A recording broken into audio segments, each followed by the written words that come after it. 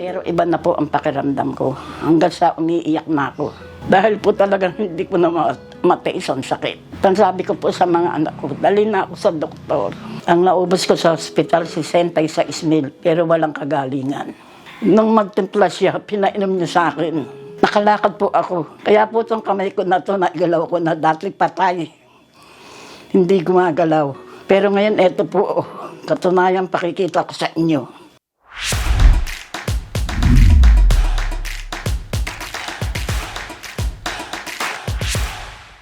Ako po si Candelaria Yandok, nakatira sa Noraville Subdivision, Orani, Bataan. Ang edad ko po ay 69 na. Nasa akin na pong lahat ang sakit. Labas-pasok po ako sa ospital. Ang pinakahuling sakit ko po na naramnasan, ang stroke. Matutulog po ako, biglang namigat ang kamay ko. Sabi ng mga anak ko, ngawit lang. Pero iba na po ang pakiramdam ko hanggang sa umiiyak na ako. Ang sabi ko po sa mga anak ko, dali na ako sa doktor. Dahil po talagang hindi ko na matiis ang sakit. Ngayon po, dinala ako ng mga anak ko sa Dinalupihan, Bataan. Isinuri ako ng doktor at ang sabi nila, stroke ako.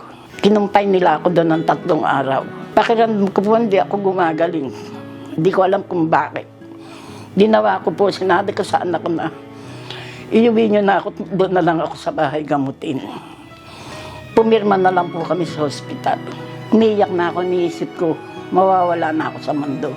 Pero pilit pa rin nila ako pinagsasabihan hanggang sa dinala na nga nila ako sa hospital.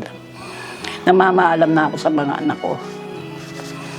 Hanggang sa kinagagalitan nila ako para lumakas ang loob ko. Andun, nang na-hospital nga ako, ay yung ganun pa rin. Alam pagbabago. Kahit anong inumin kong gamot, hindi tumatalab. Ang naubos ko sa hospital, 66,000 pero walang kagalingan. Hanggang sa nagpauwi na ako, bahala na ako ang Diyos sa akin. Mabigat. Masakit. Gusto kong gumalaw, hindi ako makagalaw. Talagang matigas na malapit lang pumunta sa puso. Pagdating namin dito sa bahay, dumating po isang anak ko kasama si Amor. Sabi ni Amor, nanay, may papainom ako sa iyo. Baka sakaling gumaling ka. Ang ginawa ko naman po, sige anak, painumin mo na ako dahil gusto ko pa pong mabuhay. Nung magtimpla siya, pinainom niya sa akin. Sa loob ng 3 araw, nakaramdam ako ng pagdumi. Dinumi ko maiitim. Hindi ko alam kung saan galing yun. Pero pagkarari naman po noon, gumaang ang pakiramdam ko. At doon ko natikman na parang medyo gumagaan ang katawan ko. Unti-unti po ako naglakad. Nakalakad po ako. Naigalaw ko ang kamay ko. Kaya doon ako nananalig. Kaya po itong kamay ko na ito, naigalaw ko na dati patay. Hindi gumagalaw. Pero ngayon, eto po, katunayan pakikita ko sa inyo. Salveyo ang nagbigay sa akin ng lakas, panibagong buhay. Kaya sa kanya ako nagpapasalamat. Mabubuhay pa ako ng matagal. Hindi pa ako mawawala sa tabi ng mga anak ko. Salamat sa Salveyo.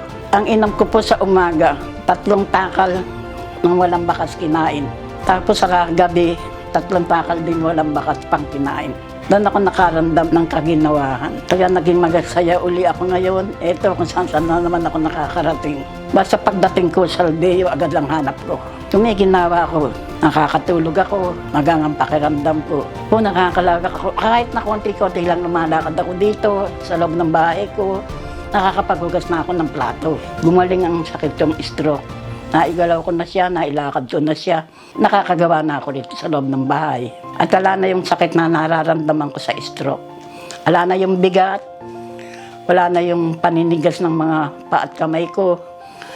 Naigagalaw ko na siya lahat. Ngayon, nakakagawa pa ako dito sa bahay. Salamat sa Salveyo, gumaling ako dito. Yung 5 anak ko hindi naniniwala. Pero yung kaibigan ni Amor naniniwala, yung lagi kong bantay sa ospital. Siya rin ang may sabing, subukin mo nanay, baka mapagaling ka ng Salveyo. Magdadalawang buwan na akong umiinom nito, kaya nakakita ko ng kaginawahan. Pakiramdam ko, hahaba pa ang buhay ko dito sa Salveyo na to. Ito lang ang iniinom ko, wala ng iba. Kaya dito, bilib na bilib ako, pati mga anak ko ngayon. Ako po si Candelaria Yandok. Ito po ang aking kwentong Salveyo.